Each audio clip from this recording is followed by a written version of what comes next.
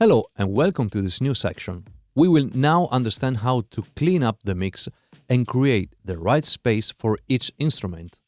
Equalizers are some common tools used to make things sound better and cleaner. So let's understand something more. There are many EQ types out there. For example, when you listen to your music in your car, and let's say you want to add more bass, you simply select the bass menu, where you can increase or decrease the bass frequencies, right? In fact, you are only changing the gain of a certain bass frequency. And the question is, which one? During the mixing process, you are likely to use a certain type of EQ called Parametric EQ, meaning that you can access all its parameters, not only the gain like in the example before. With a parametric EQ, you can change the gain, the frequency of a specific band, and this so-called bell or Q factor. The Q factor gives you the ability to surgically EQ a certain frequency rather than a wider region around that frequency.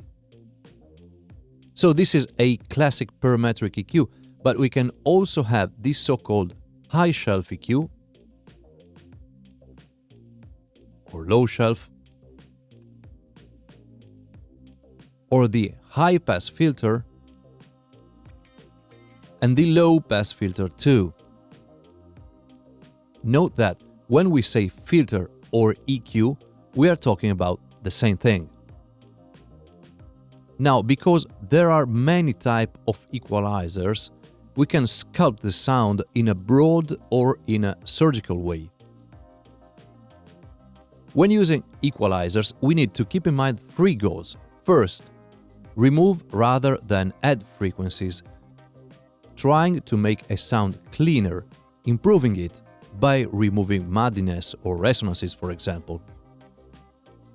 Second, make elements fit together by creating the right space for each instrument. Third, boost wide and cut narrow.